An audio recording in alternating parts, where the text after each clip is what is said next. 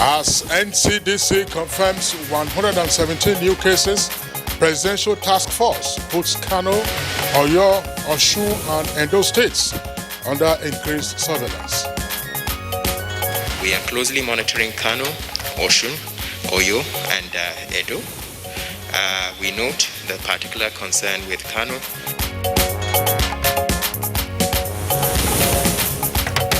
NCDC pledges to work closely with Kano State government in the fight against COVID-19. We stand in solidarity with all of them and will continue pushing on the areas that we're working on together.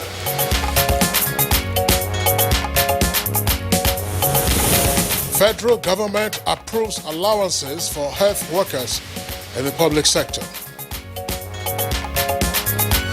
We are doing 50% of their salary grade level under the commerce for medical doctors.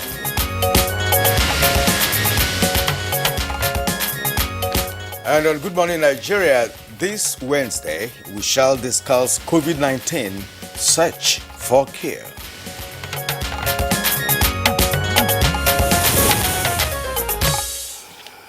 All over the world, people are getting infected with and dying from COVID-19 related complications, and this is on a daily basis. The reality of the situation has highlighted the pressure to find a cure or vaccine as soon as possible. From the emergence of the virus to when it was declared a global pandemic, the question people have been asking has always been, when will a COVID-19 vaccine or cure be found?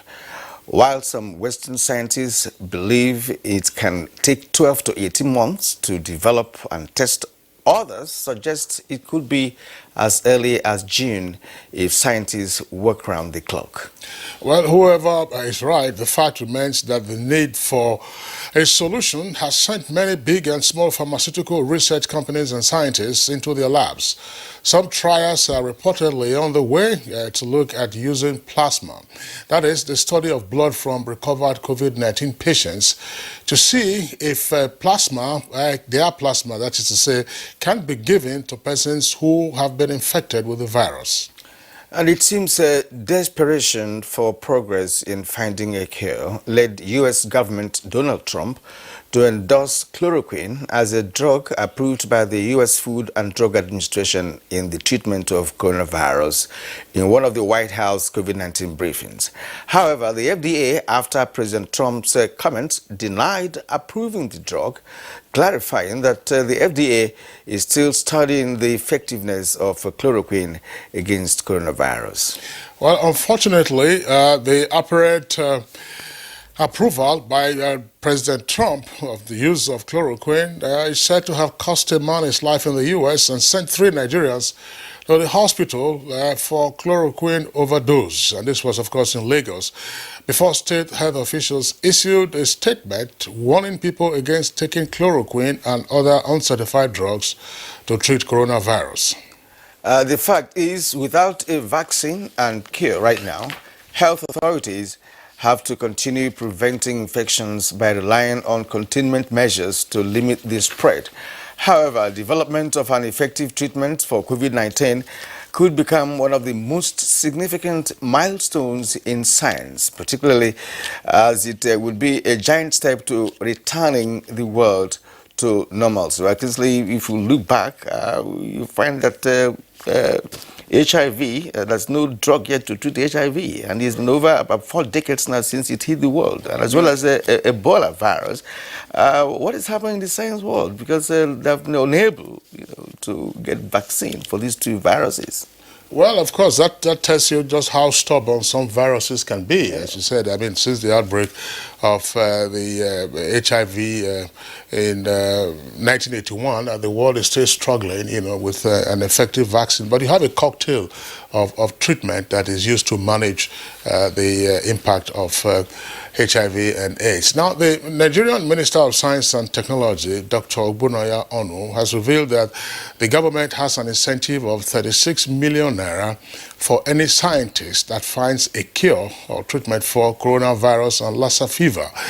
Now, that's one point, Kieran, for us to worry about. Is the incentive for when a cure or a treatment or a vaccine is found? In other words, is the incentive after the fact, or you should fund the research? Exactly, funding is fund the research, and then you can then expect results. So where are they supposed to get? Where are the scientists and other researchers supposed to get the funding from for them to come up with a vaccine or a cure or a treatment, effective treatment for either coronavirus or Lassa fever? All around the world, I mean, there are examples. In the UK, for instance, tens of millions of pounds have been pumped into Imperial College as well as University of Oxford with regard to the research for a vaccine on coronavirus. In fact, most of the donations that are coming from individuals and corporate bodies are channeled towards the funding of research. Research into funding of a vaccine or a cure. But down here in Nigeria, some are making claims, really, but that have not been verified. That's right. It's just a policy consideration. I mean, researchers are not waiting for any donation after the fact. They need to have the funding before the fact so that they can get into their labs and get to work. Now, with the World Health Organization's announcement of a global trial of 20 available vaccines, the treatment of coronavirus infections, the one question that arises is just how close are we as a human race to finding a vaccine to effectively defeat coronavirus? And how hard is the quest by scientists to ultimately triumph against the virus that, of course, is very difficult, as it were now, to fully understand. And Kieran, we're back again to what Nigerian scientists themselves are doing in this regard. We'll have our guests join us in our conversation segment as we take a look at these issues. My name is Kingsley Osadolo, and I welcome you to Good Morning Nigeria. And I am Kieran Umar. Many thanks for joining us on Good Morning Nigeria. This Wednesday, we're reaching you live, as always, on the network service of the NTA. Expect to have the complimentary segments as usual. They will include a newspaper review, business, and others. For now, Comfort Amodu is ready with highlights of the morning's news. Hello, Comfort. Hello, good morning. Now, as at 11:25 p.m. on April 21st, the NCDC announced 117 new cases in Nigeria, increasing the number of confirmed cases to 782. Of the 117 new cases, 59 are in Lagos, 29 in the FCT, 14 in Kano, 6 in Borno, 4 in Katsina, and 3 in Ogun states. Rivers and Bauchi states have 1 case each. 5 cases previously reported in Lagos State have been transferred to Ogun State. Lagos now has reported 430 confirmed cases, while Ogun has reported 20 confirmed cases. 197 patients have been discharged, with 25 deaths recorded so far. Now, active case search for coronavirus has been intensified in communities, with the Presidential Task Force placing heavy surveillance on Kano, Oyo, Osun, and Edo states for new cases of COVID-19. This was made known at the daily briefing by the Task Force in Abuja.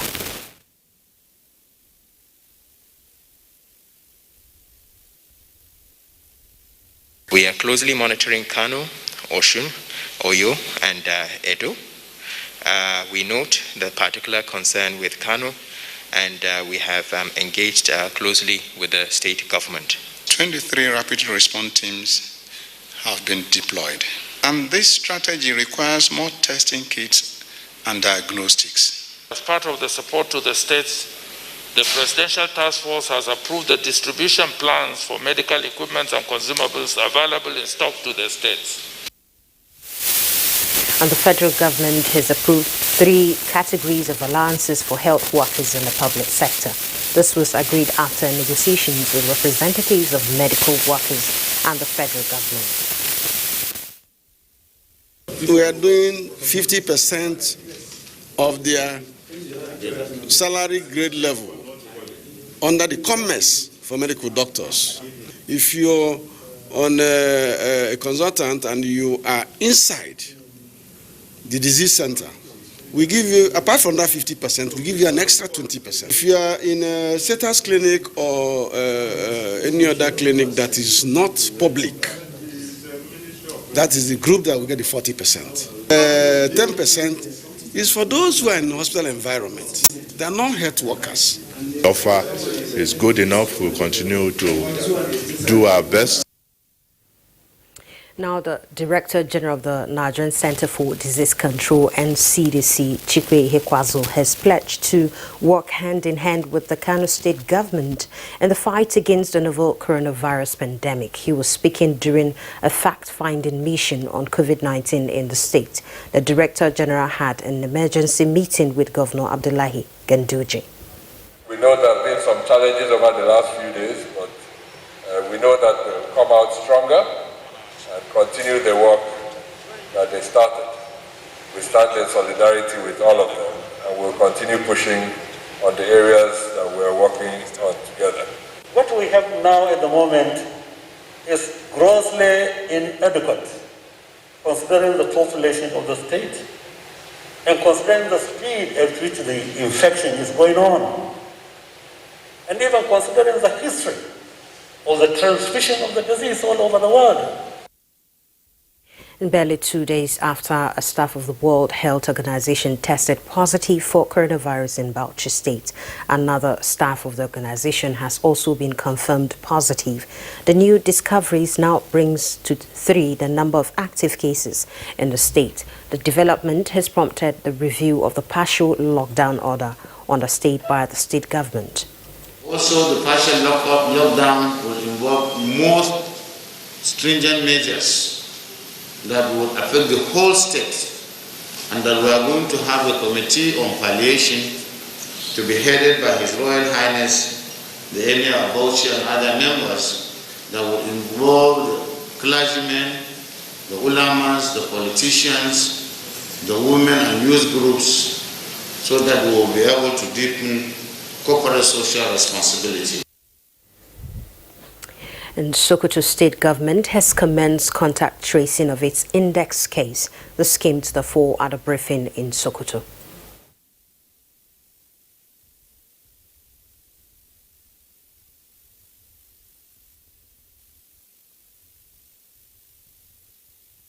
Still also investigating how this index case have got disease or have been affected, because according to preliminary report from doctors that have been treating him, he didn't have any travel history in the last 4 weeks. So we are trying to make sure that we be able to unravel and investigate the main source that has been infected. President Muhammadu Buhari on Tuesday received more condolence messages from President of Guinea-Bissau, General Umaru Sissoko Umbalu, Guinea-Conakry, Professor Alpha Condé, Libya, and that of Libya, Dr. George Maniwe, and Benin Republic, Patrice Talon, over the passing of former Chief of Staff Abba Kyari. In a letter, the President of Guinea-Bissau expressed pain on behalf of the people of the Republic of Guinea-Bissau and himself, expressing deep condolence over the unfortunate event. Others who sent messages to President Buhari are Mr.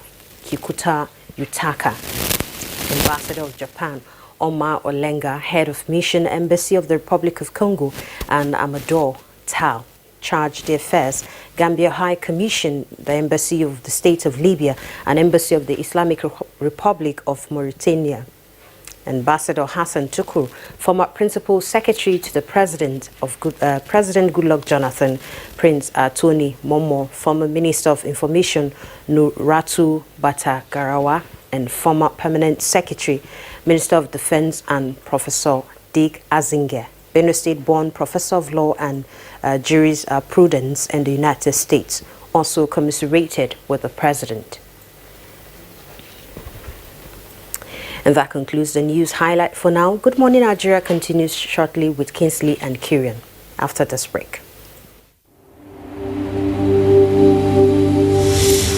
For now, the best and most efficient way to avoid getting infected is through regular hygienic and sanitary practices, as well as social distancing.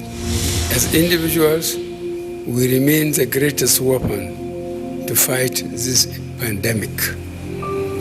By washing our hands regularly with clean water and soap, disinfecting frequently used surfaces and areas, coughing into a tissue or elbow, and strictly adhering to infection prevention control measures in health facilities, we can contain this virus.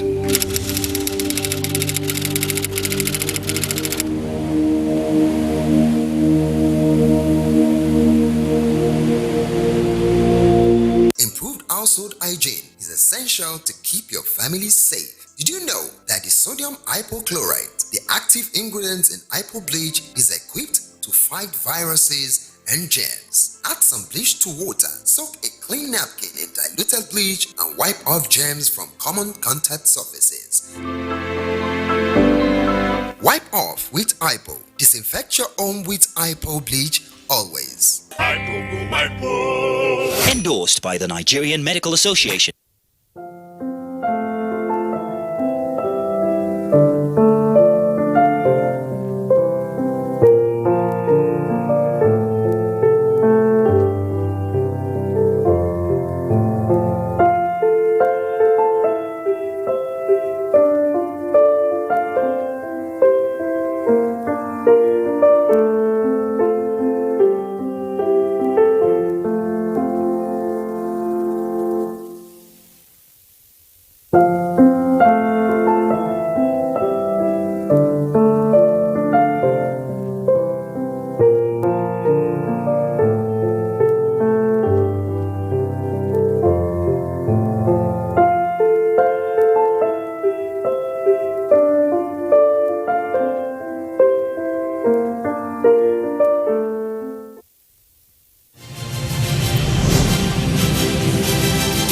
It's time to take responsibility. So I'm staying home, watching videos and learning as well. We are all aware of the pandemic hitting the world today. The COVID-19 virus is real. A big thank you to all our health workers, doctors, nurses, everybody fighting this pandemic in their own way. Please stay home, save lives. Prevention is better than cure. Stay responsible. No perfect family may be under threat by germs. Germs can cause infectious diseases like diarrhea, typhoid, and flu. These infectious diseases are amongst the biggest killers of adults and children. In Nigeria, tens of thousands of children under the age of 5 have died due to diarrhea caused by germs. These illness-causing germs are everywhere. Dirty surfaces, on cuts and wounds, on your clothes, in unclean bathing water. To protect your family from germs, use the power of Dettol's 1 capful. For surface cleaning, for first aid, for your laundry, in your bathing water, and to protect your family from up to 100 illness-causing germs. Introducing Dettol with aloe vera. Soothing aloe vera, the power of Dettol, which is soft on skin and hard on germs. Be Dettol Sure. Coronavirus is real. Steps to avoid this pandemic. Wash your hands regularly or sanitize your hands. Keep social and physical distancing. Avoid crowded places. Stay at home unless absolutely necessary. Don't touch your eyes, nose, or mouth if your hands are not clean. Avoid the spread of coronavirus. Coronavirus is real. The main way coronavirus spread is when infected people sneeze and cough. Small droplets of fluid expelled by cough or sneezes are laced with viruses looking for new respiratory tracts to infect. When a sick person sneezes around someone who is healthy, the virus can land in the nose, mouth, or even the eyes, causing an infection. Symptoms can include fever, cough, shortness of breath. Symptoms may appear within 2 to 14 days. Seek medical advice if you develop symptoms and have been in close contact with a person known to have COVID-19, or if you live or have recently been in an area with ongoing spread of COVID-19. This message is brought to you by the Nigerian Television Authority, NTA, Africa's largest television network.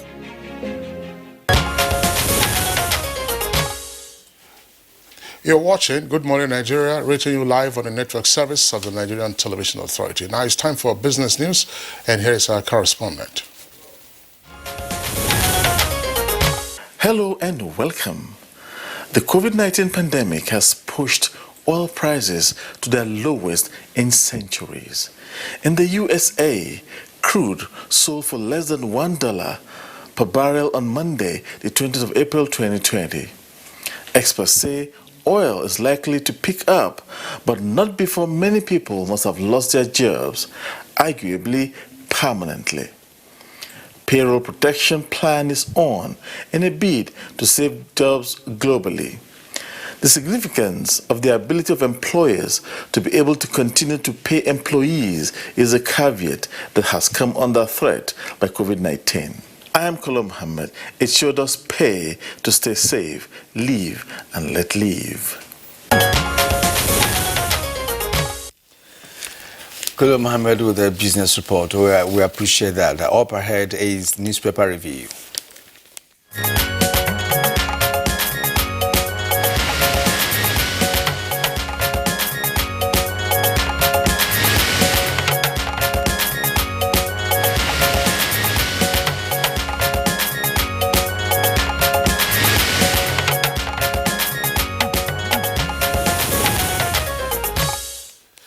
Newspaper reviewer Baya Toby is right here with us in the studios. Baya, good morning and welcome. Thank you, Kinsley. Good morning. Good morning, Kirian.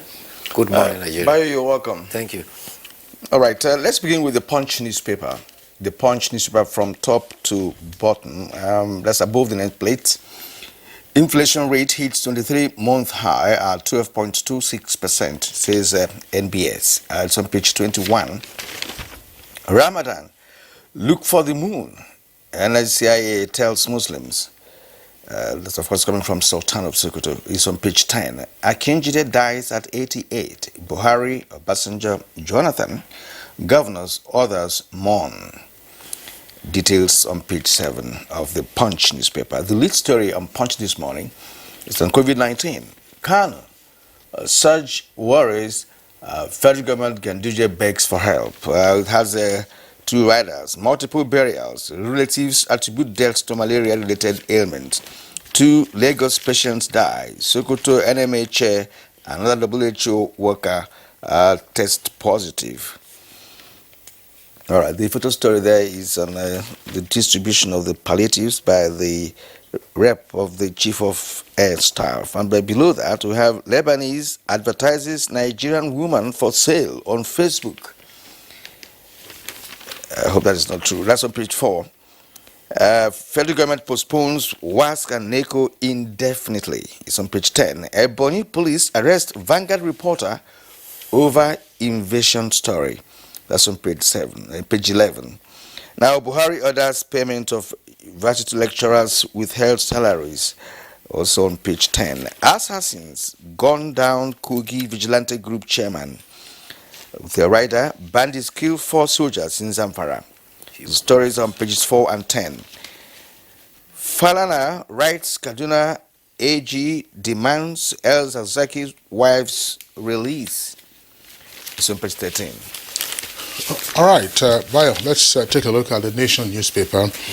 Some of the headlines that Kirian read are also there, but obviously the lead story is on COVID-19. But let's begin with the headlines above the nameplate. Buhari okays adamant varsity lecturers pay to cushion COVID-19 effect. That's page 25. President to CJN get awaiting trial prisoners out. That's page 26. Kano probes cause of strange mass death. and can't identify 150 dead. That's what the nation is claiming here. Just forget that typo there. That's a devil that has crept onto the front page of the paper. Now, below the nameplate, bandits killed in Niger bombardments. That's page 4. And on page 27, inflation rises to 12.26%. Lead story says with a kicker, COVID-19, Edo, Oyo, Kano, and Osun under special watch. 117 new cases take national tally to 782. Fake coronavirus vaccine on sale in Kano. And there is an excerpt from the story. Say, we do note the concern about increased reporting of cases, and we are closely monitoring these states with particular concern Kano State. That's according to the Presidential Task Force on COVID-19. As usual, the nation has a sidebar there on the front page. If you can get a better shot of that, it's on the right-hand side. That's the first two columns there of the paper. If we can see that on the screen, I want to speak to those numbers now. In total global cases, well over 2.5 million, and the number of fatalities worldwide, you find that 176,000 plus. Those who have recovered, nearly 690,000. And then we have the Nigerian case now indicating the number of infections, that's 782, fatalities 25. Those who have recovered, 197. So the active cases that Nigeria is dealing with at the moment, 560. And you can see from the table there, Lagos continues to take the lead in the total number of cases because Lagos is actively searching and testing persons in the metropolis. 430, followed by the FCT, 118, and Kano has leapfrogged other states and is now number 3 at 73. So those are the figures there from the sidebar of the Nation newspaper. And below that, you have a raft of other headlines. So 2 patients die in Lagos. Ekiti doctor tests positive. Kwara court convicts violators. Capital market to raise 1 billion. Stop stigmatizing patients. No date yet for WASC and NECO. And the PTF reject Kano vaccine. 5 governors denied flight rights. Media are frontline soldiers. And Bayelsa extends lockdown. I'm positive, that's to say for coronavirus, says CNN's Richard Quest. We wish him speedy recovery. And right at the foot of the front page, there it says tribunal rejects Melaye's witness and vigilance leader killed in Kogi. Second lead story on the front page there, Buhari, Lawan, Tinubu, NBA, Afe, and others mourn Akinjide. Second Republic Justice Minister dies at 88. Bye. Thank you, Kinsley. Well, just a day after Lagos had recorded no case and FCT just recorded one, when we were beginning to think that now we have overcome coronavirus, the two towns, Lagos and FCT, had come up with strange figures, very high figures. The Lagos yesterday recorded 59 cases, Federal Capital Territory 29.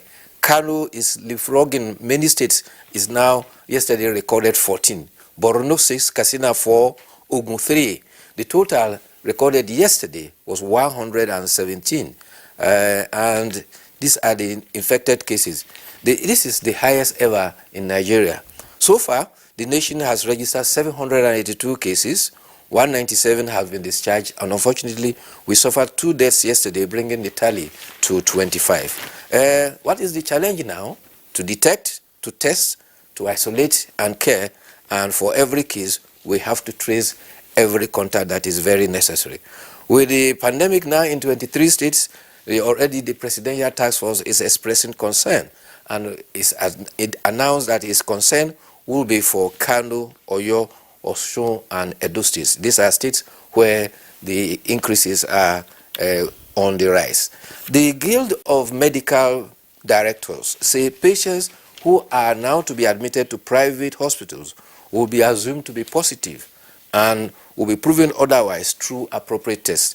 This was announced by the president of the Doctors Guild, Professor Femi Badabola, who says that doctors in private hospitals are being exposed to the risk of COVID-19 because patients refused to disclose their travel history.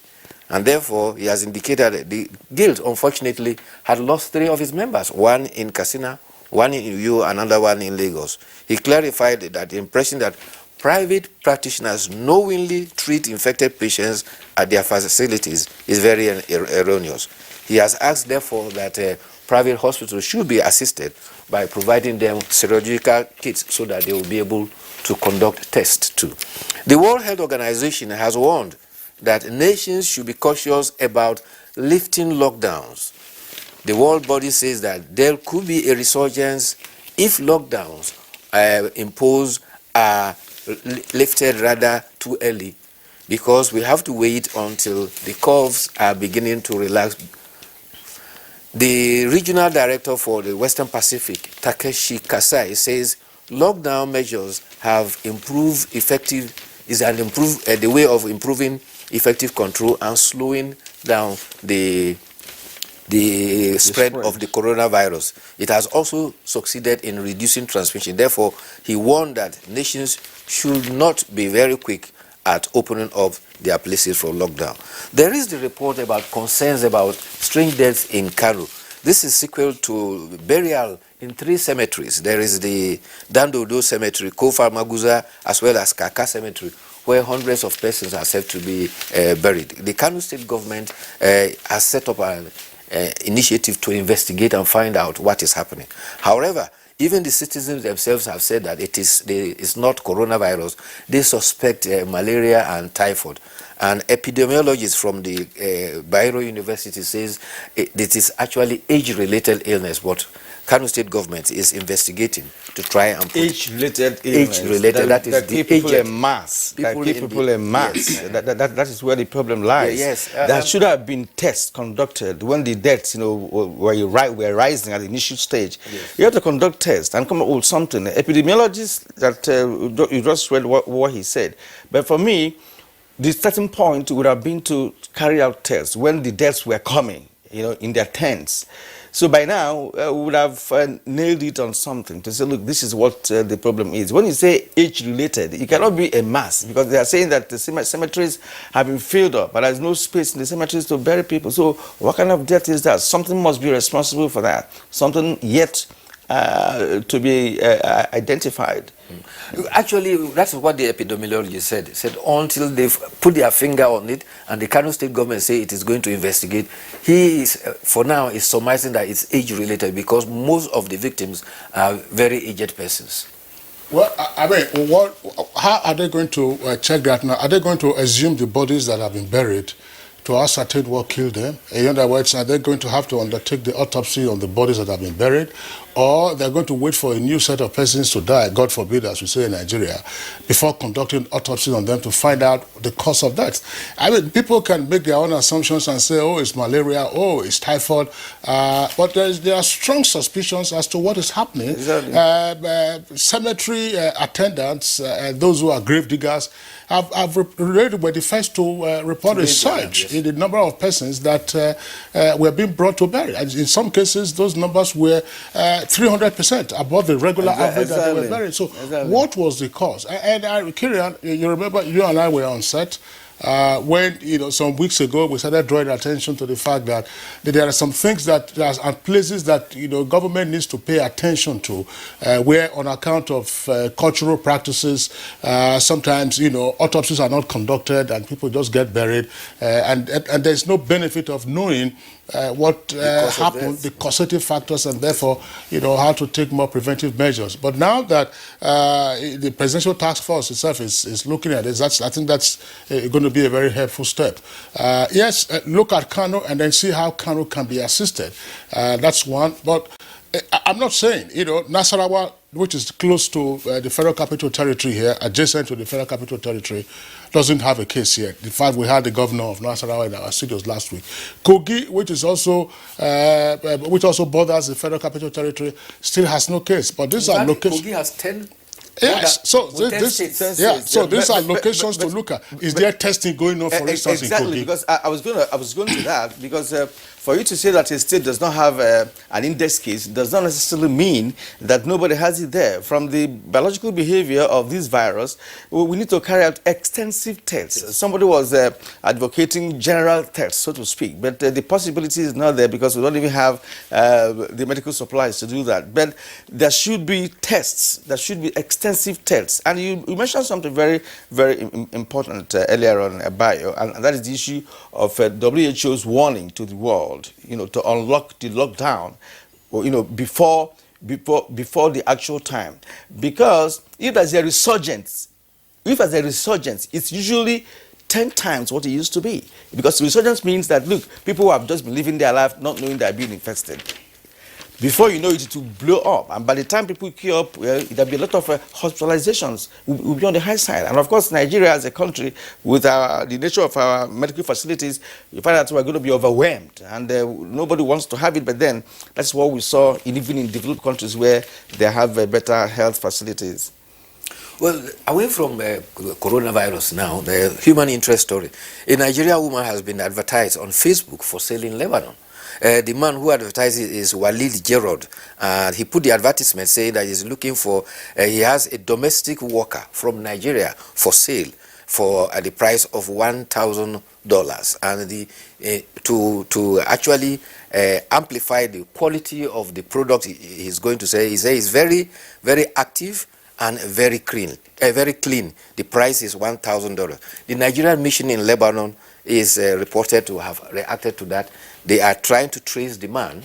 The man immediately took down the advertisement from the Facebook, but the diaspora committee is also following up through, and I think they will trace it. But it is a practice that is very common in the Middle East. Many of our Nigerian ladies are lured under the guise of domestic work, and many of them have ended up becoming sex slaves. There are instances that are reported in Qatar. Now we have the case of Lebanon. There are some in some other remote places in Saudi Arabia. There are ones going on that we don't even get to know about, because, as you said, it's a trade in stock, in that part of the world. And many Nigerians fall victims of this. So we keep asking why. Even with the reports you have just read, many Nigerians are listening to this. They understand that this is what happens when they leave Nigeria. But of course, the love for traveling outside Nigeria has been so embedded in our value system that it becomes difficult to convince somebody not to travel. Look at what coronavirus is doing in Nigeria today. Even people who traveled came back and didn't disclose their travel history. And it's part of the reason why we're having, multiplying effect in terms of infections in this country. Right? So Nigerians believe in traveling abroad as a way, you are going to heaven. I'm traveling tomorrow. It's like a big deal in Nigeria. And that's not paying off because this young lady that was advertised, perhaps she might be in the know of what the guy did, because she wants it's quite clearly a national insult, for any Nigerian to be advertised for sale. For sale. It's a national insult. And I think the Ministry of Foreign Affairs, just in addition to what the Nigerian mission is doing in Lebanon, in Beirut, should take this up. The Lebanese have a substantial community in Nigeria, and they should stop insulting Nigerians. It's unacceptable. Yes, it is a universal insult to place a human being for sale in this 21st century. There's no slavery humanity to man. Humanity to man. To tackle our own Nigeria end, the target should be the agents. There are agents here in Nigeria who are the contacts and send these innocent girls abroad. They fool them with all sorts of promises of good life. I very quickly, I don't know whether, we are getting pressed for time now. We've not been able to raise this. Chief Richard Akinjide, yes, who passed away, he was a minister during the First Republic and also became a minister during the Second Republic. He was Attorney General of the Federation and Justice Minister. Now, Richard Akinjide became famous following the dispute over the presidential election of 1979, the 12th to 13th of 19. Yes. Now, of course, everybody followed the judgment and so on and so forth, but there was a very significant policy implication arising from that. Now, after that decision, every other state creation and mostly local government creation exercise was such that if you divided it by 2/3, you wouldn't have a fraction. So you could see what happened in 1987 where Babangida decided to create 2 additional states. He made it 21. So 2/3, will give you 14. Then you had additional states created in 1991. They became 30. And then in 1996, Abacha created 36. Abacha created 5 states, created 6 states, making it 36. The same thing with local governments, but some local governments are a bit awkward in the country. But that was one key policy implication arising from the 2/3. And that was backed up, by the chief mathematician, Chikobi. Because he arithmetically or mathematically proved that 2/3 of 19 is 12 2/3, and so it amplified the judgments that the man made. He was popular, really, during that period. In fact, that case has become a case that has been described as a compromise between law and political expediency. But there was one other thing that Akigide was known for. You remember the deportation of Shugaba Darman in Borno? He was the one that came in to defend the position of the federal government. Yeah, because he was the Attorney General. He was physically in court. And yours sincerely was then a reporter during my youth service in Maiduguri. And I remember quite vividly when he made the pronouncement in court to the judge that Your Honor, may please not make a decision that will not be implemented. And Justice Oyadefila challenged and said, is the Honorable Attorney General telling this court that if this court makes a decision, it will not be implemented? Tempers were raised, but at the end of the day, Richard Akigide stood up and apologized to the court. That sometimes some of these things happen in the heat of an argument. But as lawyers, they must always be subject themselves to the authority of the court. All right, that's to say rule of law. One of the key ingredients of the rule of law, obedience to court decisions. Oya Atoyebe, would like to thank you for being around with us.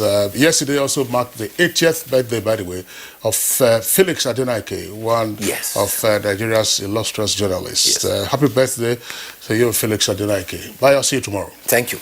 Okay, it's Good Morning Nigeria, reaching you live on the network service of the Nigerian Television Authority. We'll take a short break now. When we return, we shall be dealing with COVID-19, as always. This time, the search for solutions. Coronavirus, also known as COVID-19, is spreading at an alarming rate all over the globe, including Nigeria.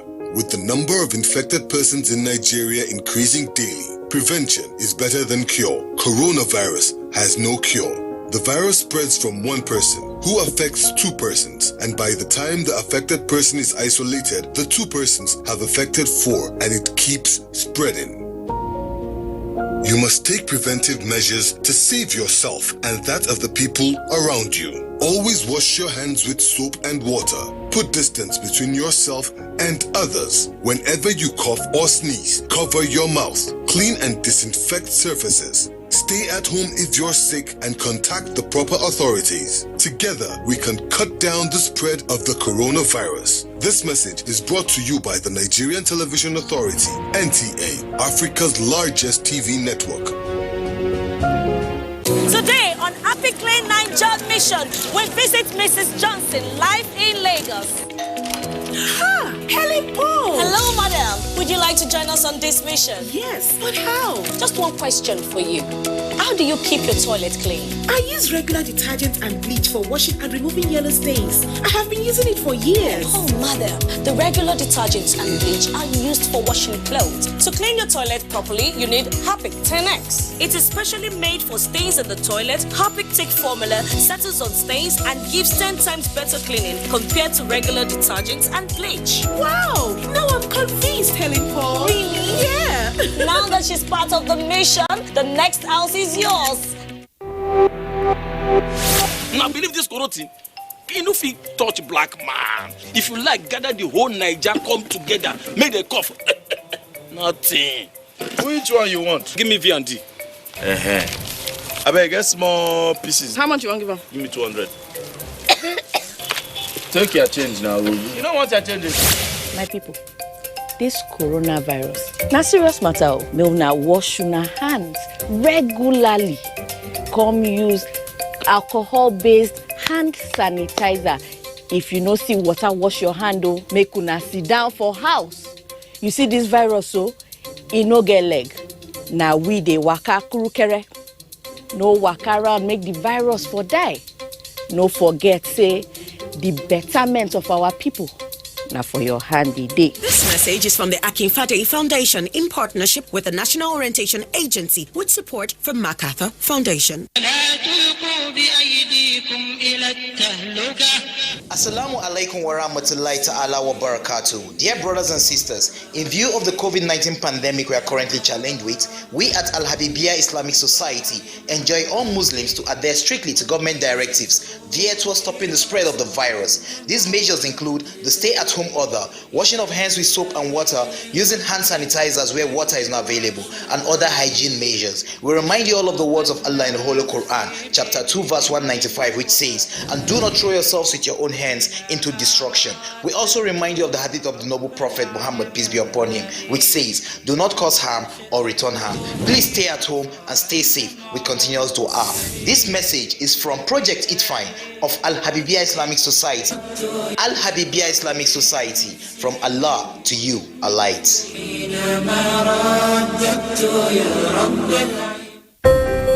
I just don't understand this coronavirus thing. Is it real?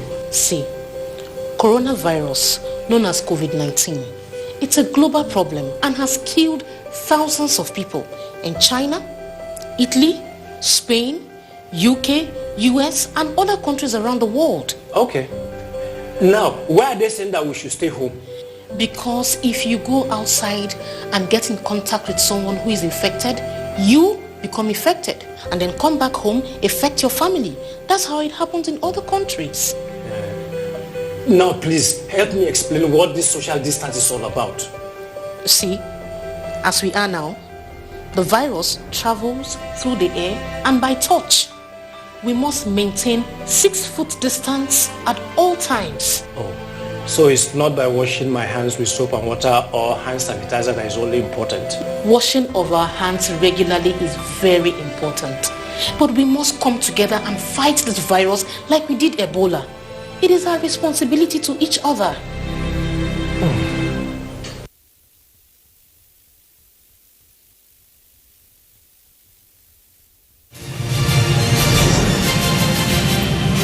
Staying at home is the most responsible thing to do. Please, learn a new skill. Be a better version of yourself. That's what I spend my time doing. Prevention, they say, is better than cure. I beg, make we sit down for house. I know some of us want to get back to socializing, but if we don't sit down for house, you know good feel happen. Please, stay safe and stay responsible.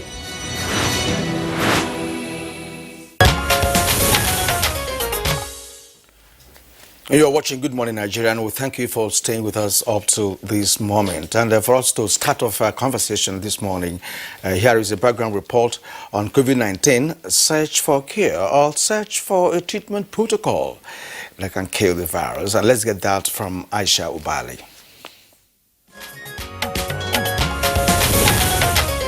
The coronavirus continues to record a high mortality rate globally. For most new viruses, particularly for COVID-19, which has a new strain, finding a cure may be a tall dream, but each step and attempt seems to be leading experts closer to finding a solution. However, since January, health workers have been working tirelessly towards finding a cure to COVID-19. Many researchers and scientists have been in laboratories for the clue to saving the world. But experts say vaccine development takes time, looking at the trial which must ascertain efficacy of selected patients. It is imperative that the world wait patiently and hope that a cure is provided soon. In many African countries, Nigeria inclusive, many people aside being health workers have continued to read wide about treatment and possible cure for COVID-19.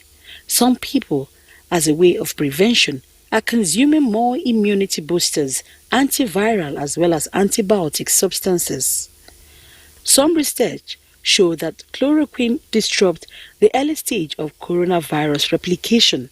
But the truth of that claim has not been verified by global health watchdogs. As the quest for the cure of COVID-19 continues, how close are we to having a cure? What efforts have research and pharmaceutical institutions put in? These questions and more will be answered shortly by a guest on the program this morning.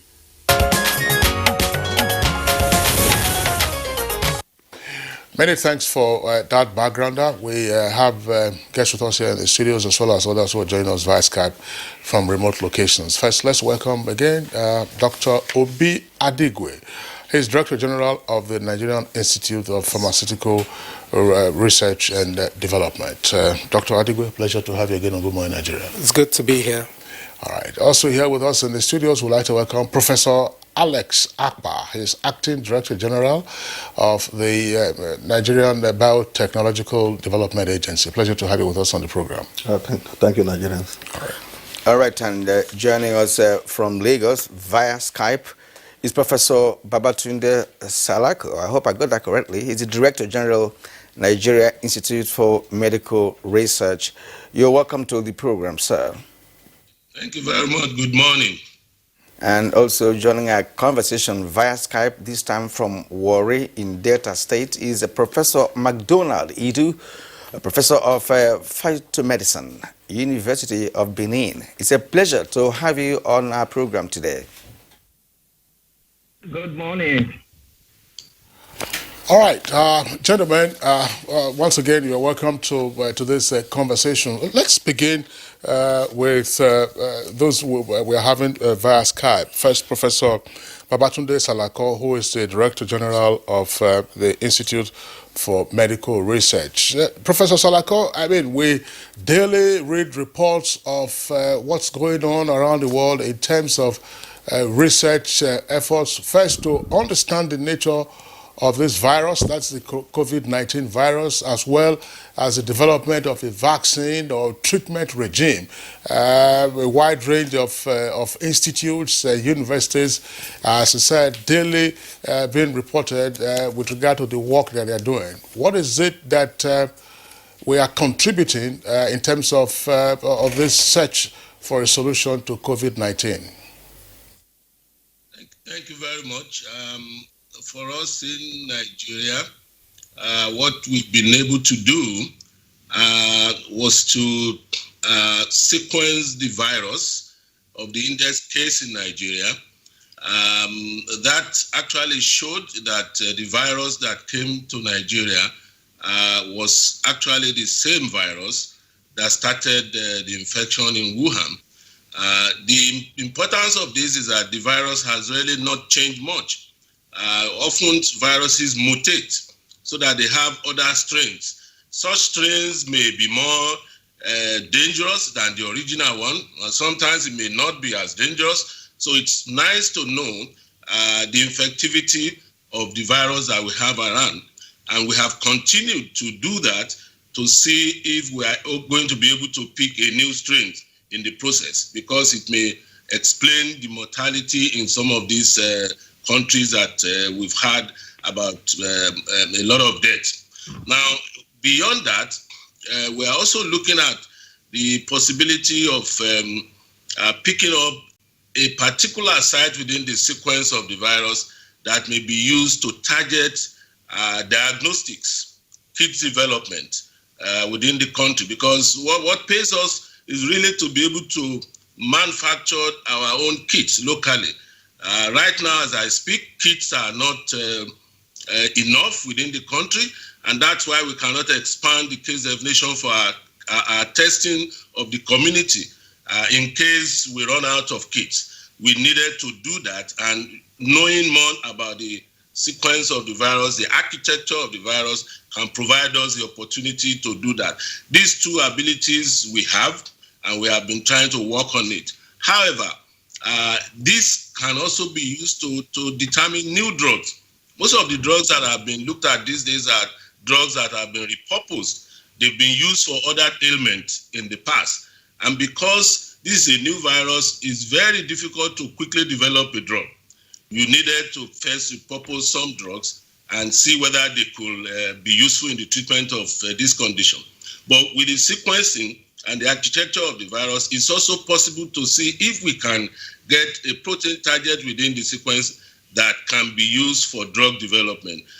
More importantly, in relation to the antibodies that are developed against the disease within the individuals.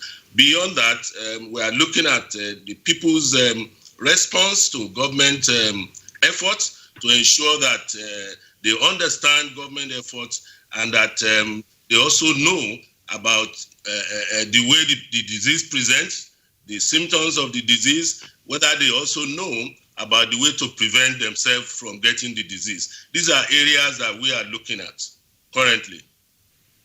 All right, thank you. We appreciate your opening remarks, Professor Babatunde Salako.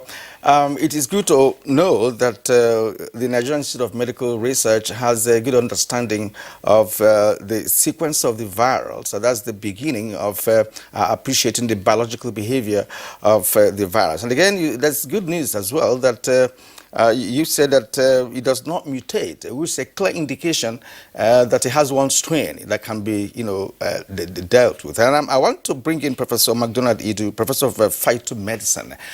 I'm so concerned, and I'm sure many Nigerians are as well, with respect to what we can do internally, apart from following the orthodox method of perhaps diagnostics and treatment and what have you. Is there any contribution indigenous medical approach, or some call it native doctors, some call it, local treatment of viruses or ailments, using herbs that are available in the country. Is there any correlation between what is being done orthodoxly and what can be done bringing in that aspect of medical approach? Thank you very much. I really want to say a quick one concerning the mutation. I got a journal report yesterday that about 19 different forms of coronavirus is coming out right now from the labs in China. And things are already happening all over the world, and mutation is already happening. I think we should be on guard about that. And now about what we are really doing in the area of herbal medicine, it's been a pain in my heart because when this whole thing started, a lot of calls came to me. Even when we had some programs in Abuja, we had a lot of discussions with TICAM in the Ministry of Health, and people are saying, look, we have something that we can use, And on my table right now in my small lab in the University of Benin, I have samples on top of my table, and I made all effort to see how we can get this thing up to a little bit of trials. We're in a work kind of situation where we have to try several things. I'm expecting, my expectations actually is that we'll pull our brains together and set up a research band. Right now, we are just not there. We are not there at all. We are not putting effort into research, and I say it categorically. We ought to have pulled up our scientists and send them to their labs and let them work. This thing has to be approached indigenously. We have to have our Nigerian solution. We don't just have to depend on people's solution from outside the country. We have a lot of things that are based here in Nigeria that can be used for the treatment of coronavirus. What are we doing? Just yesterday also, I was reading a literature that came from Madagascar. The president approved a herbal product that was generated from Artemisia annua. That's where you have your artemisinin. And the president has recommended it. And they've tried it on patients, and within 7 days, they are cured. I mean, God has blessed this country with so much wealth. Our bioresources are so many that we can't afford to just sit back and be looking. And then we'll be looking, and the world is just moving ahead, and we're not talking. I believe that Nigeria should wake up, and we should look at those issues that are on ground concerning herbal medicine, and we should take charge. We have the brains here. We have the technology. We have everybody on standby. But we don't have that strong approach from government. And my own really pain is that little things that could be of help, that could be recommended, for helping out in this issue, of coronavirus, nobody has ability to voice it out anymore, because we are talking of what has the research, what research has been done. Now we are talking about issues about one scientist came up and said something about agbo. we're talking about heat, affecting corona. We're talking about respiratory problems. There are plans that have been documented over the years that we could put together. And to be very frank with you, we have already done that. We have a catalog of plans that have been put together that we're trying to look at it. Well, how do we go forward when we don't have the might of, the federal government to be able to push the research forward? We are handicapped. And to be very frank and sincere to you, many of the people that have called me so far, are handicapped. They keep saying, look, we have this thing, we have this information, we don't know what to do. One of them even said it on telly, that the Honorable Minister of Science and Tech promised something and he tried to access the funds. And the funds were just not there. They could not attend to him. I believe that we should look into our own Nigerian concept to get the problem solved once and for all. It's not rocket science. It has to do with respiratory. We know what to do. Little things. Little things. Little abound on the use of just your common lemongrass, even onions. Time will fail me to begin to mention things that are so simple that we can just stay in the lab. All we needed to do is to set these things in order and properly put them into scientific protocol. And everything is done. So my own stake here is that we need to do much more than what we are doing right now. We need to look at indigenous solutions. All right. Thank you very much, Professor McDonald Idu, there for your opening salvo. We'll return to you in the course of the conversation. Let's come back to the studios now. Dr. Adigwe, Director General of NIPRID. You listened to what the two guests said via Skype. But tell us, when we say that there is a search for solutions with regard to coronavirus, which is popularly referred to also as COVID-19. What is the range of solutions that we are looking at? And Professor Makidu says, look for indigenous solutions as well. I mean, you don't have to keep reaching beyond your borders to do that. Let's have your thoughts. Thank you. In terms of solutions for COVID-19, there's a wide spectrum. I agree that we can look at phytomedicines, that's medicines that emanate from our own natural resources here in Nigeria. There is also a place for conventional medicines, so things like antiretrovirals like ritonavir and remdesivir, as well as hydroxychloroquine and chloroquine, which are synthetic and have been shown to have potential. So these two areas are valid areas to look into. Also, it is valid to look into cures and vaccines. So phytomedicines and conventional medicines belong to the pharmaceutical intervention. That's the drugs you can use as a means of curing the COVID-19. But a preventive will be the vaccines. And the search for both vaccines and drugs is also a very valid approach. Now, coming down to what we are doing in Nigeria and where there are shortfalls, I agree with some of the earlier speakers that repurposing medicines is the quickest way to go on this. And I mean, with what's going on, it is because we have globally taking the strategy of repurposing on board that is even looking as if we would get a solution soon. The other coronavirus that we know about, SARS from 2002, and I think MERS from 2013. These are viruses that people have been working on individually for 17 years and about 8 years, and there has been no vaccines and no cures. That's just to give you a sort of like feeling as to how difficult it is to manufacture or develop these vaccines from scratch. So the valid strategy to go on with this is repurposing. What has worked that you can look at to start, repurposing to kill coronavirus very quickly. And that's one of the things that NIPRID has started working on.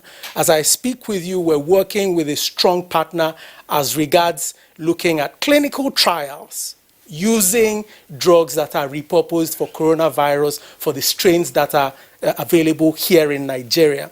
We're also looking at phytomedicines. As you're aware, NIPRID has considerable expertise in this area. We have, as a matter of fact, developed an immunomodulatory agent that is a good adjunct for treating people with coronavirus. You know, the science indicates that it's people who are either immunocompromised or above a certain age or have underlying illnesses that are most affected. So bringing in NIPRID's immunomodulatory agent into the mix is a very, very powerful tool that the country can use. However, what are the weaknesses? Funding, prioritization of research and development. And it's not something that came up because of coronavirus. We've been shouting about a lack of medicine security, a lack of emphasis on research and development for years now. What coronavirus has just done is that it has exposed that weakness, because every other part of the world is focusing on, using their own resources to solve their own problems. Whereas here in Nigeria, where for a while we've neglected these very, very, very critical areas, we are now suffering the consequences. A final word. I disagree with the last contributor that the onus is on government to support research and development. The world over, right, the paradigm is shifting. Who can support research and development should support research and development. Halicin, for instance, which is one of the biggest breakthroughs in antibiotic therapy recently at the MIT, came up as a partnership of machine learning institute set up between a private entity and MIT. So this is the time for people who have the means, philanthropists, development partners, people who want to ensure that the Nigerians and humanity can benefit from their resources need to step in. It's not just government's role. Yeah, I think I understand a little bit of what Professor McDonald said when he made that reference to government. In this part of the world, government drives every development pattern. Well, we've been talking about R&D for so many decades, but perhaps because lack of political will on the part of those who have governed this country over the years, it's been neglected. As you rightly pointed out, that coronavirus has, of course, exposed that shortcoming in terms of R&D. And if government supports R&D, then the private sector will be stimulated, to begin to show interest. Right now, let's bring in Professor Alex Abba, who is the Director General of National Biotechnological Development Agency. Well, repurposed medication, a layman would see it as a trial and error. Right. When we repurpose a medication, it means that, look, let's see whether it can work or not. And that was, when U.S. President was proposing hydroxychloroquine, he thought it could work. But FDA, proved him wrong. That, look, they have been trying it, but then it's not shown any positive result. Now, biotech is primarily concerned with the biological behavior of materials and whatever that you can find with the chemical component. Now, what is your own contribution to this? What is biotechnology doing in this respect to see whether we can, from even our natural resources, generate whether it's vaccine or medication that could be used to fight COVID-19 in Nigeria? Thank you very much, Mr. Moderator. I do completely agree that that is important for us to look at repurposing of drugs, because we cannot afford to reinvent the wheel in a situation like this. We want something that will work quickly. Even in advanced countries, with all the sophistication of their science and technology and biotechnology, they are still looking at that component. So I think that is very, very important. But in NABDA, National Biotech Development Agency, there are so many areas where we can join this fight against coronavirus. We have 2 state-of-the-art laboratories, molecular diagnostic centers, both in Abuja and in Odi. And we have already placed them at the disposal of not only NCDC, but the PTF. So these labs, we have the adequate, real-time PCR sequencers and so on are all available. The DG of NIPRI talked about the sequencer. I'm very happy they've gone very far. We are also doing some work on sequencing because we have a sequencer in our office, our lab in OD. But these are areas where we can come in quickly. Then also in the area of diagnostics, the number of people being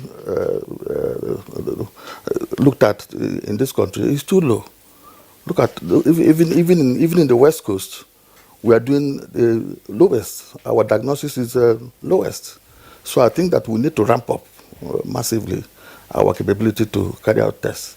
And in that case, we might need to bring in rapid diagnostic kits. And when these rapid diagnostic kits are brought in, because as I said, there is no time we have to start off with those rapid. We have the capacity to determine the sensitivity of such imported kits even before they are used on our people. But in addition, we have also capacity. We are working on developing indigenous local diagnostic kits from our center. I would also like to talk of what we have done. Is anybody talking to you? Yes. Is anybody talking to you? Like a businessman or? No, because we have we have an emergency on our hands. Yes, it's a global pandemic, and everyone is running around for solutions, as it were. Minus palliatives, which deals with socio-economic issues. But consider it. The outlay in terms of the platforms you have, the possibilities to be explored, and is anybody talking to you? Nobody's talking to us. That is the irony. Nobody's talking to us. Nobody's talking to us, but we have continued to do our work. We have continued to move ahead. In the area of vaccines, for instance, we have also done some work in the area of vaccines. Sorry, Prof. Nobody's talking to you at the moment, but I'm more concerned about what you can do internally to come up with a solution of your own that you could now present to the authorities. Say, look, this is what we have been able to do here, and that these are possibilities coming from your enclave. Yes, this is why I've already mentioned those 3 areas. In addition, we're looking at vaccines also. In the case of vaccines, we had reached a very good agreement. We have technical partners, the Cubans, that agreed to work with us. And that's another area where we can also make some impact. We have some trained staff, and we have some trained personnel. We also have some equipment. But another thing we can also do is in the area of antibodies. Antibody testing is important. You know that we're now thinking of, in many countries, people want to go back to work. But what do? We can use antibodies, and we have a serology unit in our medical biotech department, determine those who have enough antibodies to be able to work even in the midst of coronavirus. So these are all areas where we can make some reasonable contribution. We are going ahead. The Honorable Minister came to our facility last week, looked at what we have and what we're doing and what we plan to do, and has promised us support. And we are very optimistic that some support will come from there are about 43 ministers or so of the Federal Republic. So which of the ministers came? The Honorable Minister of Science and Technology. Oh, okay, thanks. All right, we'll come back to you, Professor Akbar. Let's return to Professor Salako. Professor Salako, who is the DG of the Institute of Medical Research. Professor Salako, right there, you can see him on the right-hand side of your screen. Professor Salako, you can see the issues are virtually on the table. Apart from the sequencing that you have undertaken, what else are you proposing to do or you are already doing, and what are the constraints, if any? Much. Right now, we put together a proposal to look at some of these repurposed drugs and determine their effectiveness in the Nigerian patients so that we will be able to advise the country on whether these drugs should be used, by the public or not. That is an advanced stage, and currently we are looking at LUTS and then the Lagos State government and also the Oyo State government, along with the College of Medicine at the University of Ibadan.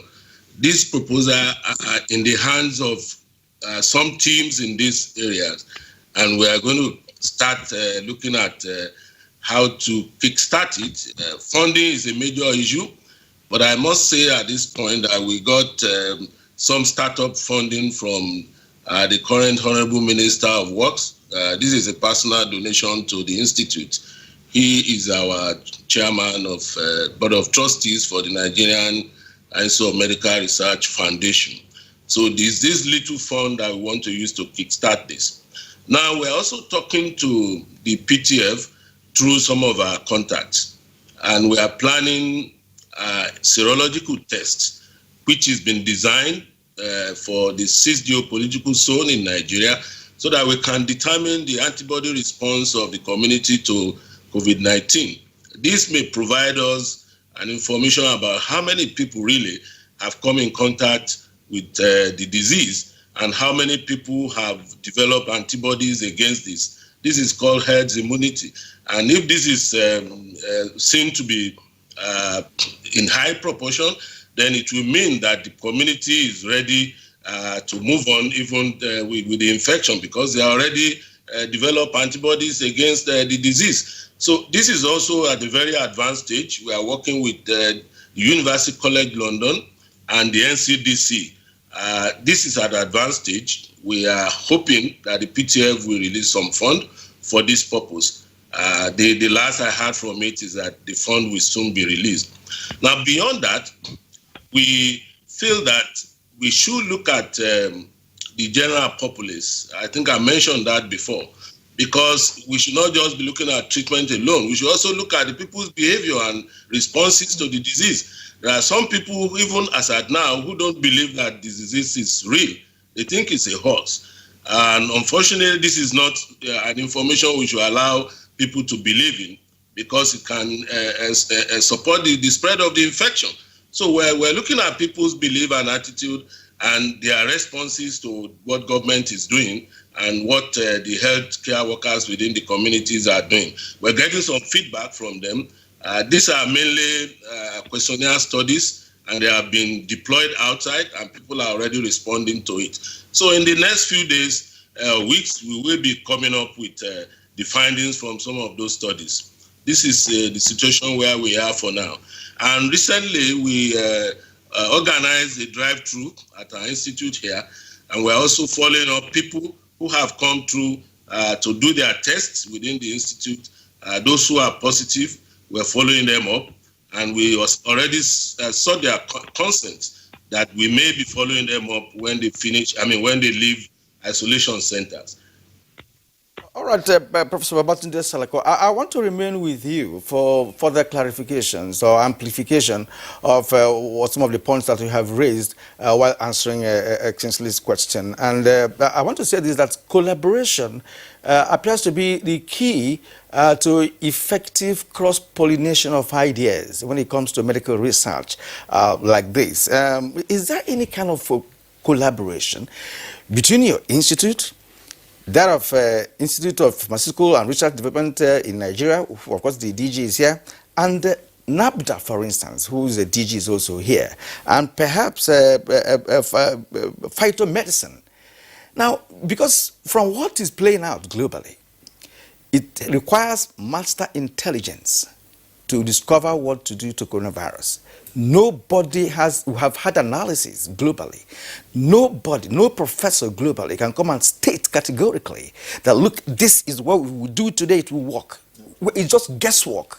That's what I can deduce from all the programs we have been anchoring on COVID-19.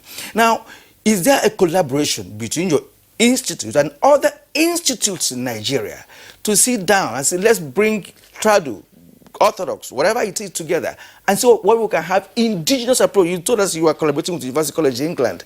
I don't think it's necessary for now, because while we have enough institutes in this country for us to generate or develop our own concept that we can use and approach this coronavirus.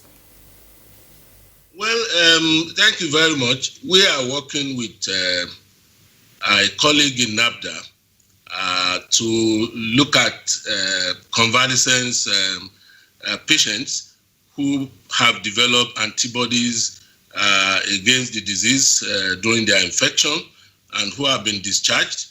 And we are going to look at their plasma to see if in the long run we could use some of the antibodies to determine new drugs or new diagnostics. And this is part of a collaboration between NIMA and NABDA. Precisely, we are working with Dr. Oyekomi Nash. I'm sure the DG NABDA knows who is so called. We are also working with, I told you about the University of Ibadan through the College of Medicine and the Lagos University Teaching Hospitals. These are people who we have been having a collaborative work with over the years. And recently, ourselves and NIPRID just submitted a grant, although basically not on coronavirus, on another thing. We have not started working with them on coronavirus. When you talk about phytomedicine, we have a Center for Traditional, Alternative, and Complementary Medicine here. And we are working with a group called the Physicians of Natural Medicine. I've been inundated by some of their groups with a number of their agents that they have even sent to us. But it's quite difficult at this stage to begin to look at that without a proper assessment of some of these drugs. So we need to look at their component. We need to be sure of their safety before we deploy them to the field for an outbreak like this. These are the limitations we do have in such situations.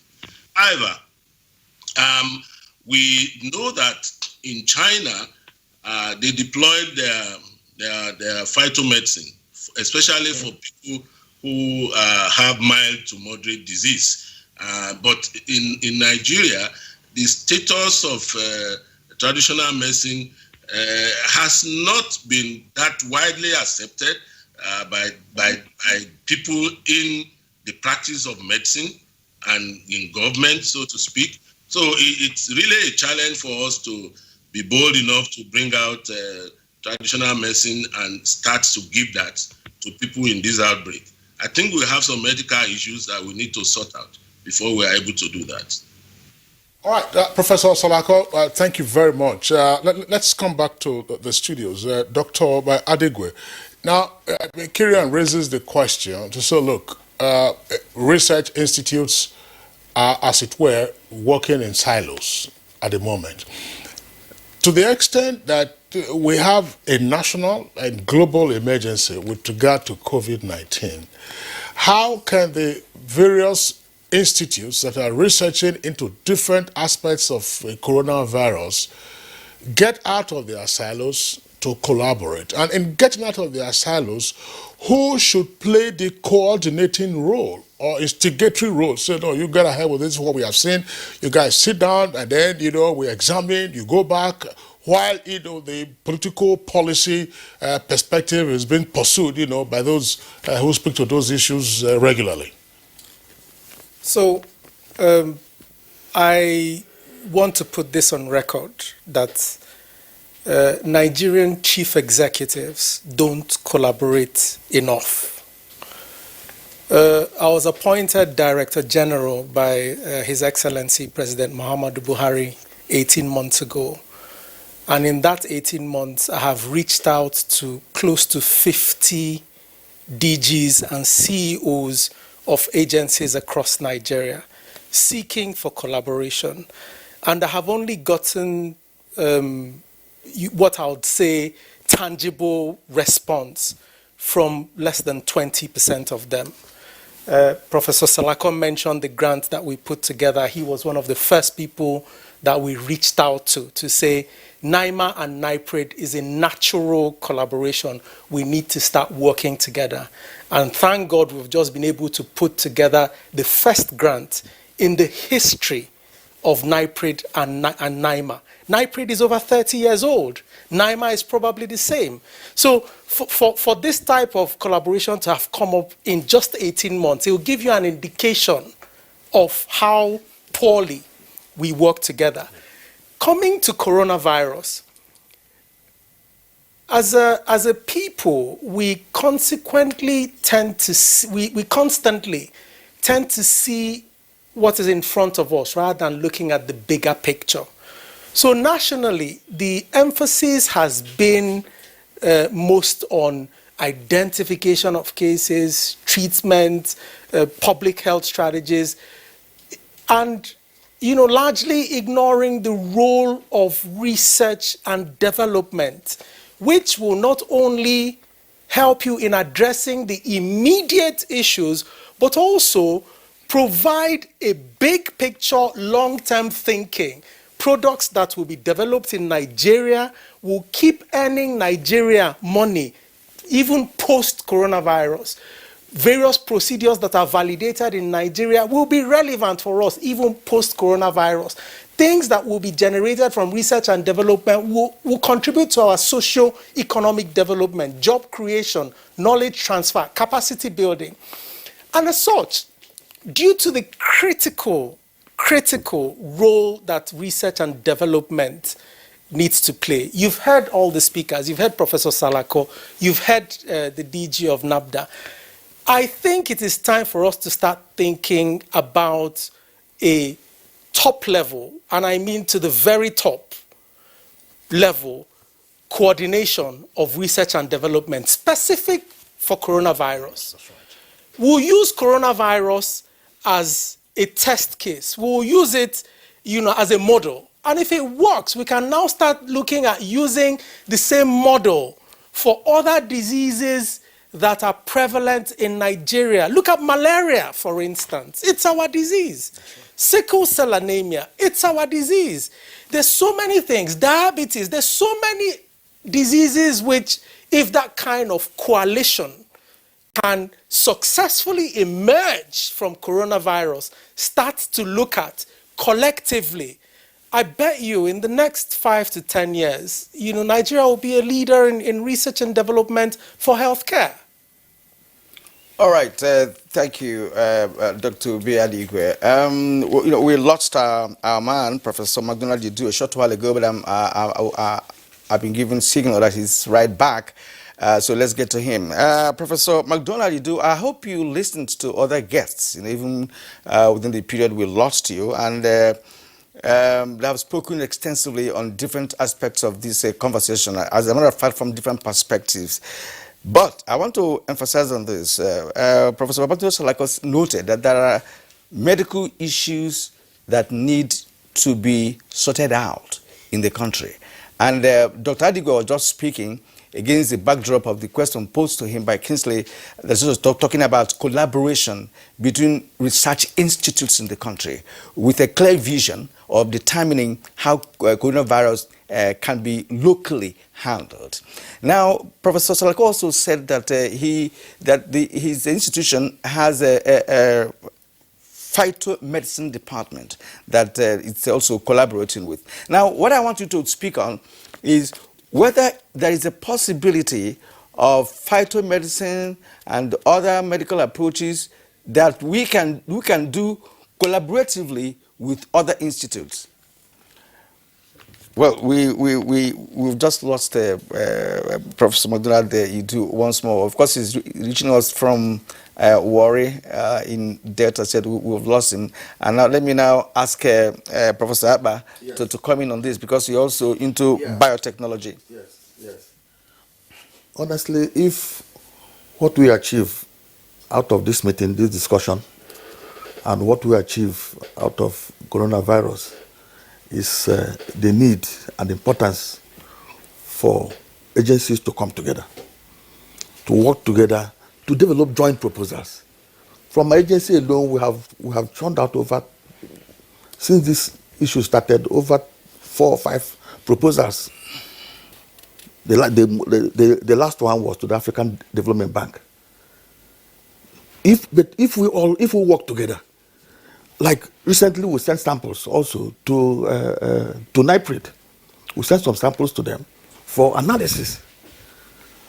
But if we are all working together, even in developing a proposal, we know our areas of strength. You develop this component of the proposal in your area of strength. Somebody else does proposal in his own area of strength, agency's area of strength. By the time we finish that, we will have a document which can attract funds not only locally but even internationally. So I think it will be a very good starting point. And the sooner we started that, the better for this country. And if this corona outbreak will help us quickly do that, that would be an excellent way to start. I think, sorry, Kingsley. Yeah, all right. Dr. Adigo, yes. Internationally, the level of collaboration that has been seen for coronavirus has been unprecedented. You have people who are competitors, commercial competitors, lowering their guard to work, with other people who potentially are producing something similar, to work. You have countries that, are literally enemies, putting, joint proposals to bring together knowledge. In Africa, I want to also put this on record that the resources we have here, people don't have it in other continents. That's true. But what has been the challenge is having a framework with which to harness those resources. And we have, certain people in positions who haven't quite yet understood the importance of putting together that framework. I mean, last time I was here, you had me explain something I had mentioned from science to something less legible. A lot of our policymakers struggle to understand the importance of research and development because the output of research and development is not very tangible. However, it's not immediately tangible. Is not immediately tangible. However, you cannot build any form of progress without research and development. All right, Dr. Adigwe, Professor Salako, and Professor Idu, as we're trying to get you back via Skype from Warri, and Professor Akbar right here in the studios. Gentlemen, we're taking a short break now. When we return from the break, we'll look at the tweets that have come in from our viewers and then continue with the conversation.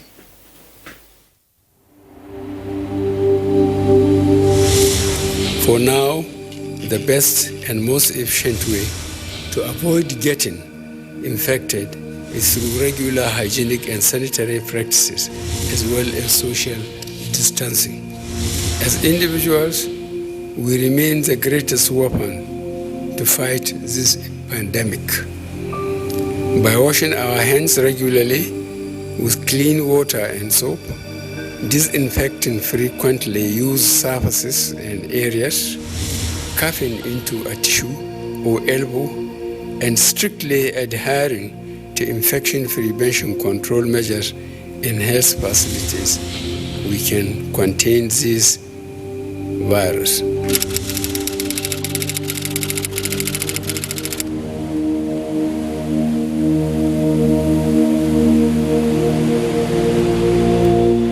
this time of despair, our country, Nigeria, needs us now more than ever. We stand a chance to save our great country, Nigeria. A chance to rise up from this pandemic stronger and better. What will be the gain if we do not learn from other countries and observe the lockdown to stop the further spread of the virus? If we loosen our guards and allow this virus dome our very existence, then what have we gained? This is the call to every Nigerian to unite as one and stop the spread of this deadly virus. Stay at home and stay safe. Remember, the virus doesn't move unless we move. This message is brought to you by the Nigerian Television Authority NTA, Africa's largest television network. No perfect family may be under threat by germs. Germs can cause infectious diseases like diarrhea, typhoid, and flu. These infectious diseases are amongst the biggest killers of adults and children. In Nigeria, tens of thousands of children under the age of 5 have died due to diarrhea caused by germs. These illness-causing germs are everywhere. Dirty surfaces, on cuts and wounds, on your clothes, in unclean bathing water. To protect your family from germs, use the power of Dettol's 1 capsule.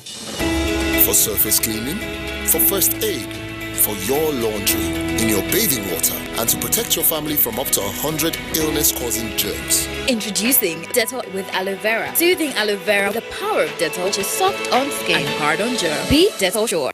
Nigerians, coronavirus is dangerous. It can kill. When you see this sign, high fever, cough, shortness of breath, drowsiness, pneumonia, don't panic, don't hide. Don't embark in self-medication. Promptly visit the nearest medical facility. Report all cases to the nearest hospital. Prevention is key. Avoid contact with infected persons. Avoid crowded areas as much as possible. Wash your hands regularly. Use hand sanitizers. Your life is precious. Stay alive. Live long, live right. This message is sponsored by the Federal Ministry of Information and Culture and the Nigerian Film Corporation. Nigerian Film Corporation, powering possibility. Over the past few seasons, Airtel Touching Lives has helped to empower and uplift thousands of Nigerians. And this season was no different. People are really suffering. I still have a hope. I know that God doesn't leave things halfway. Thank you to all our viewers for inviting us into your homes and sharing in our journey as we continue to change lives.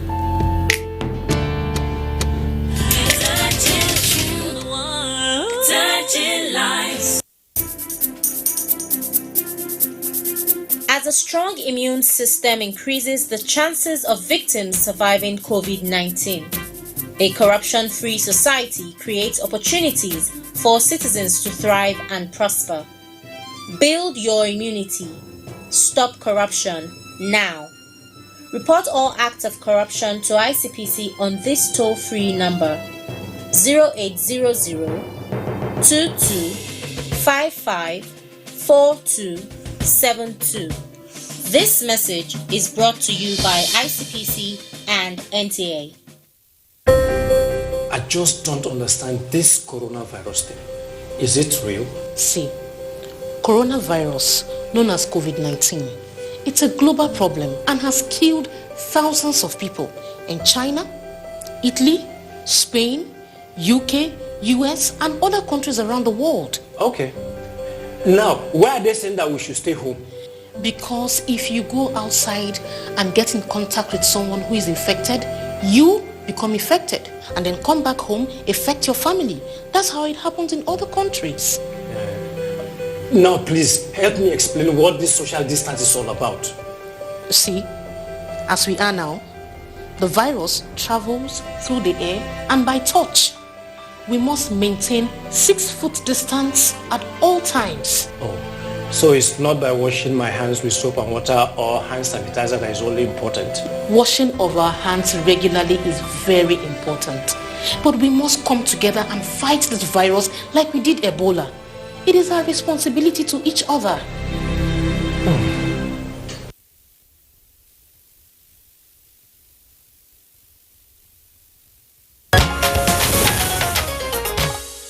You're still watching Good Morning Nigeria, reaching you live on the network service of the Nigerian Television Authority. We're broadcasting, as always, from our Abuja headquarters studios. Professor McDonald joining us via Skype. You can see him is back on. I don't know if you caught the tail piece of the question posed by my colleague with regard to what you would like to see in terms of collaboration amongst various researchers, whether in the universities, in the institutes, and otherwise. And let me just also throw this in that, fine, I mean, we can say government, but which arm of government are we talking about? And where specifically would you like to see help come from in order to bolster the research efforts going on in the institutes and universities? Thank you very much. The issue of collaboration cannot be overemphasized. We have this issue that everybody tend to be working, isolatedly from their own perspective, but it ought not to be so. We ought to all come together, the scientists from the universities, the institutions, and even the ministry. Like you asked which of the ministries, of course, Ministry of Health, Science and Technology, they are the key ministries to this issue, and of course, Ministry of Education, because that's where you have the TED fund and all the other funds that can be used for research. So we need to put our heads together. There are a lot of information out there, and the political will is what we are looking at. If there's no political will, there's going to be a problem. Like most of the things we've been talking about is they're all futuristic. We're not proactive. And I believe that as a country, we should be proactive. If we had been proactive, we won't be where we are right now. That's the real truth.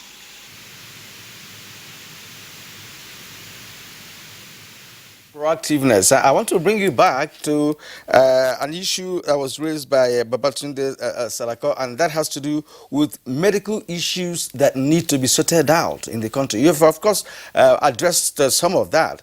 And recall that a short while ago, Dr. Obiadigwe talked about the issue of funding, and he was saying that the government alone cannot fund research and development. And of course, the private sector should come in that respect. And what are you doing to engage the private sector in research and development? And again, if you are talking about government, are you talking about government at the national or subnational level, to provide such a funding for research and development? And what would you like to see going forward with this fight against coronavirus? A lot of questions you've asked. Let's pick them one by one.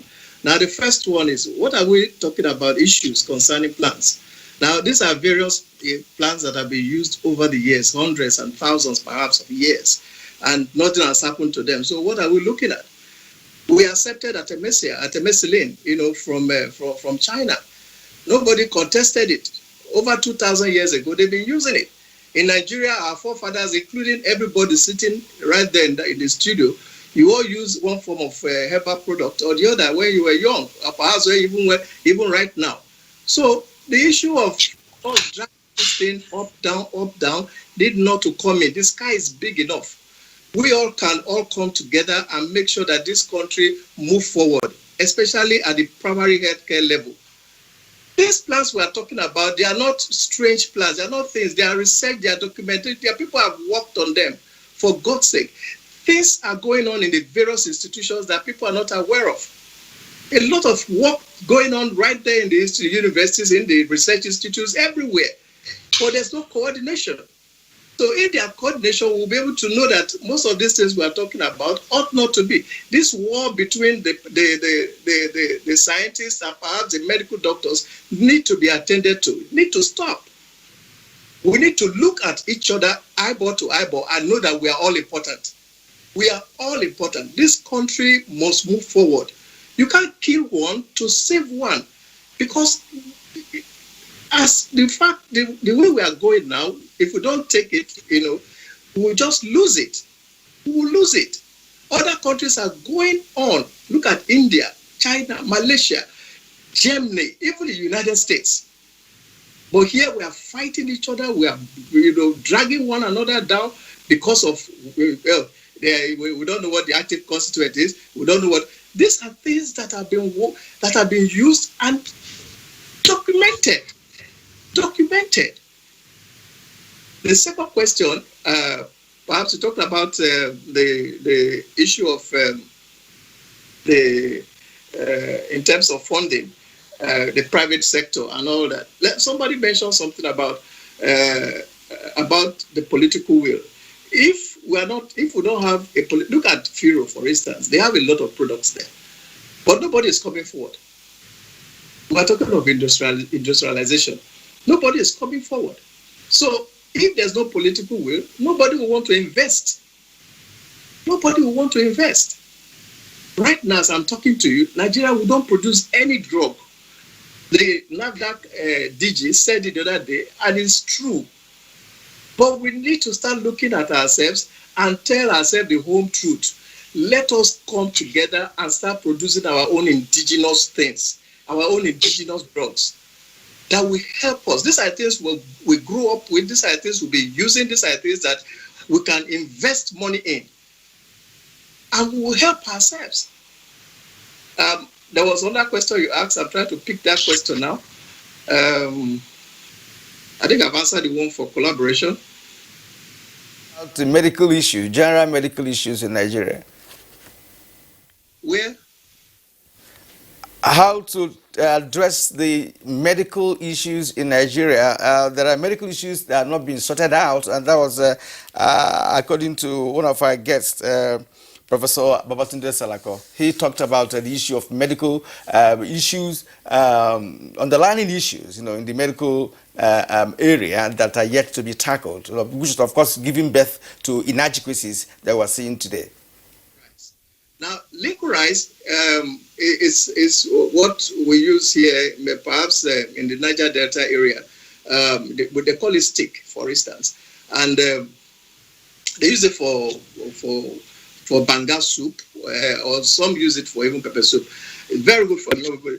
Right now, the Chinese government have started applying it to COVID-19 patients, because it eases the respiratory area effectively, and they are working on it, pumping in money to make sure that the research works out. You see, these things are not things we should start struggling about. Oh, the toxicology, the molecular, the this, that. I'm a biotechnologist. I know they are all important. But for God's sake, we are in a war situation. And I'm not saying that in a war situation, take every trash. But let's organize ourselves. Let's take an approach. Let's know exactly what we want to do and where we want to go. Do we want to solve this problem? Do we want to have it or leave it for the foreigners to do it for us? Do we want the white man to bring us the solution? If we are talking of what's it called, the vaccine and all that, we have institutes here that can develop vaccines. Why can't we encourage them? Why can't we put in some money? Why can't we establish a culture of doing things by ourselves? I think we have a long way to go, and we need to talk to ourselves as a nation. Is there another question I'd missed out, please? All right, no. Okay, thank you. Professor McDonald, thank you very much. Kirian, let me just make a confession. There was something that he just referred to loosely as a stick that he used in preparing banga. My wife, I remember years ago, prepared banga. So that stick was inside. Now, I thought that it was actually a piece of stockfish. So while I was eating the protein and every other thing, so I reserved that stick. I said that would be the last thing that I would take. So I took it like this, and then I bit on it. I think it was like stick. I said, so I called. I said, what is this for now? Why did you put this way? He said, oh, no, it's part of the condiment that is used. So, okay, so let me have additional fish. So she now brought additional fish. So ever since, whenever I'm served banga, with starch, I will first of all look for that stick. That is the one, but you can actually suckle on it, and then it will help you. From my experience, of covering science and technology, I've been to so many laboratories, and a lot is going on. Go to Cheddar Complex. They have think about the most sophisticated laboratory in West Africa. Biology, chemistry, physics labs. They are there, and you see young Nigerians who are converting. Kirian, I'm sorry to jump in. So this is the reason why some people will always say that Nigerians, we are fully resourced. When they go out of our shores, they excel. Exactly. So, Kira, we're getting pressed for time. I just wanted Professor Salako to also chip in on this. Professor Salako and Kira, you might also remind us of the exact name. Because a couple of years ago, the Ministry of Science and Tech was, quite excited by the fact that they had now created some research and something council headed by the president. And that council had been in the works for 30 years, And it was one of the impediments to fully coordinating our research and scientific efforts. President Muhammadu Buhari actually inaugurated that council, but I doubt if there's much that has been heard of that council. I think the secretariat is domiciled in the Ministry of Science and Tech. Professor Salako, if you are aware of this, you may wish to speak to it, but what are the impediments to interagency and therefore inter-institute collaboration in terms of research? Thank you very much. I think the first thing that I'm going to say is that the individuals leading these institutions need to have that kind of mindset to collaborate with each other. And that was what happened between NIMA and NIPRID, and then, of course, the collaboration between NIMA and NAPDA. Now, in some situations, the individuals don't want to do that. That is why we have a challenge in that. But if this narrative can change, then it's good for all of us. For the National Research Foundation, I believe, launched by the president, I believe this foundation should stand on its own. It's not the first in the world. We have research foundation in South Africa, in Britain, and they are on their own. They have their terms of reference, and they work and serve other institutes and the universities within the country. But I think for our own, it's domiciled in TED Fund. I hope I'm right. So TED Fund is running its own affairs. It's also running the affairs of the Research Foundation. Last year, the president gave about 5 billion to that foundation, but it's under TED Fund. TED Fund is available only to the universities. The institutes don't have access to TED Fund. We have to go and lobby with our colleagues in the universities. If we have good ideas that we want funded, we need to talk to the people in the universities. Yes, it's good for us to collaborate, but then the institutes, the research institutes should also have access to their own funds so that they can do things on their own or bring people to join them to do things that they want to do. But the situation we have with TED Fund is that TED Fund is monopolized by the universities, and now the Research Foundation Fund that is supposed to be for all and sundry is also domiciled in TED Fund. So how do we get to use that kind of fund when it's already monopolized by the universities? I think the government needs to look at this and separate the council or the foundation from TED Fund, so that the council can fund. In other countries, there are several funding agencies. In fact, the institute like our own should also fund medical research. In other places, institutes of medical research fund medical research, even to the universities. So these are the issues, and I believe that what we are discussing this morning will provide the appropriate information to the right quarters, that TED Fund should stand alone, the Research Council should stand alone. All right, Professor Bando Salako, we would like to thank you. We're running out of time for now. The council Kingsley was talking about was the National Council on Science and Technology Innovation, which was constituted in 1986, but never sat until 2015 when President Buhari came to power. And currently, the Minister of Science and Technology has been working seriously to bring about a funding for Science and Tech Fund. If that is passed into law, we will begin to see a funding for basically science and technology institutes. Well, we have a lot of tweets here from many Nigerians who are making their own contribution via tweet. But of course, we may just mention their names as time is not on our side here. Abdul, Raymond, Kayode, King, Musab, Ahoku, David, Mutana Farouk, Sani Michael Omakuji, Festus Akimboewa, Sani, Cecilia Okoroma, Abdul, and of course Raymond Kayode and Kim Saab. All right, yeah, that's just twist. Dr. Adigwe, closing thoughts briefly. Yes, we should now move away from informing people and putting together theories to action. Okay, at the very highest levels of this country, a COVID-19 Research and Development Action Committee needs to be set up. NIPRID has the most resourced agency of its type, 75 masters and PhDs, ISO certifications, certificates, centers of excellence accreditations internationally. We can contribute by leading, and NIMA obviously can join us as a co-lead. This, every other person can come in under, contribute, and we're giving a time frame and terms of references.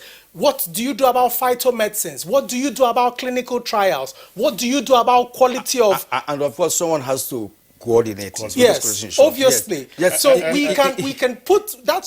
We should start considering putting that in place as soon as possible. And we have a lot of donations now coming in from donations coming in from the private sector. Part of that can be warehoused for this purpose. Exactly. All right, Professor Akpa, your closing thoughts briefly. Yes, I think ideally, and as things now stand, actually NABDA is in a better position to coordinate the whole country. Reasons. But let me not. We'll get NTA to coordinate. Yes. Don't worry. Okay, NTA coordinate. But what is more important is this: let COVID-19 let it be a watershed, a major starting point. That's right. So that because after SARS we relaxed, and then this one came on. Okay. 3-4 years, I understand 3-4 years down the where line, you're coming from. another virus is coming up again.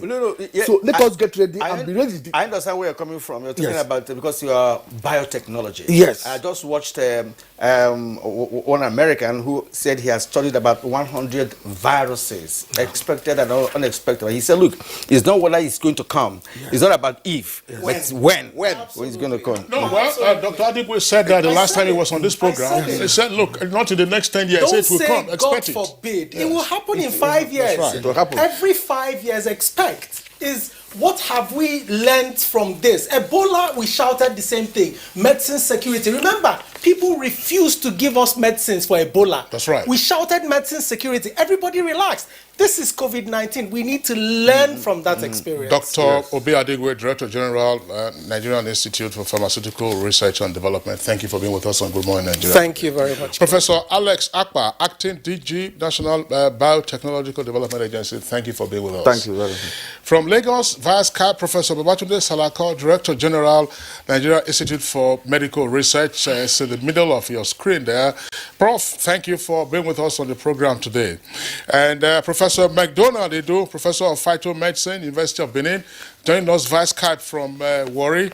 We'd like to appreciate you for being with us. And after this program, I hope you will, later in the afternoon, because it's on the morning meal, get some starch and banga soup. But beware of that stick inside, as I was a while ago. So, all right, Kirian, so our viewers, that does it for us on Good Morning Nigeria today. We'd like to thank you for being with us. We're back tomorrow. Stay safe. I'm Kingsley Usadolo. And I am Kirian Umayo. Thank you for watching. Be back with us again tomorrow if you can.